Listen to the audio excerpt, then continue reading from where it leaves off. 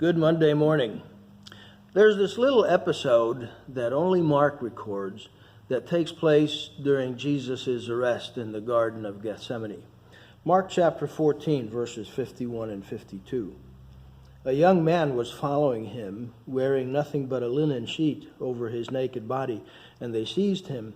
But he pulled free of the linen sheet and escaped naked. You know how an artist will paint his signature in an inconspicuous place on his canvas? I believe this is Mark's signature. This is Mark's way of saying, this is me. This happened to me. I was there. No one else would know this but me. Let's put the pieces together and see if this makes sense. And for that, we begin in Acts chapter 12, verse 12. And when he realized this, he went to the house of Mary, the mother of John, who was also called Mark, where many were gathered together and were praying. This Mary, of course, is not Jesus' mother. It's a different Mary. But she has a house in Jerusalem that is big enough to accommodate many, it says, gathering there for prayer. And she has a son whose name is John Mark. It's likely that this is the same house where the disciples were meeting during Pentecost, when the Holy Spirit came upon them. Acts 2:1 says, when the day of Pentecost had come, they were all gathered together in one place. Suddenly there came from heaven a noise like a violent rushing wind, and it filled the whole house where they were gathered. A house big enough to accommodate a large group of people. If we back up to chapter 1:15, it says there could have been as many as 120 of them. So here's what I think happened.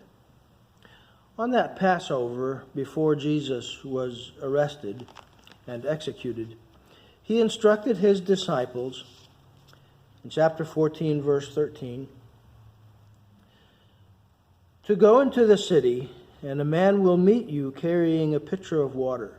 Follow him, and wherever he enters, say to the owner of the house, the teacher says, where is my guest room in which I may eat the Passover with my disciples?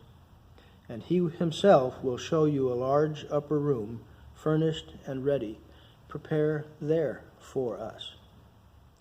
This is an upstairs room large enough to accommodate the 12 disciples, maybe a few more, who knows, plus disciples. Perhaps Mary's house. And perhaps Mark is one of those who's involved in helping to prepare the room for them. Well, late in the evening he goes to bed, and around midnight he awakens to the sound of the group upstairs tromping around and coming down the stairs. His curiosity gets the better of him, and he yanks the sheet off the bed, not taking the time to dress. And he stealthily follows them through the darkness and out into the Garden of Gethsemane. He's watching from behind the trees when suddenly the night explodes with the commotion of soldiers and lamps and yelling and shouting. In panic, he starts to run. A soldier seizes him, but he leaves the sheet in his hand and runs away. Days later, the group of Christians would meet in that very place, forming the church in Jerusalem there. And there Mark would have met a certain Simon Peter, one of Jesus' disciples, who led him to the Lord. And then, through his uncle Barnabas, he would be introduced to Paul and would go with them on their first missionary journey. For some reason, he abandoned the trip, causing a falling out between Paul and Barnabas. You can read all about that in the book of Acts. Paul, many years later, Paul, toward the end of his life, would call for Mark because Mark had proven himself valuable to spread the gospel. No big earth-shattering lesson for us this morning. I just find it interesting to see Mark's signature here. Just another testimony of the reliability of the gospel. It's an eyewitness account of people who were there. And it's interesting to see how God used him for many years after that. Have a good day.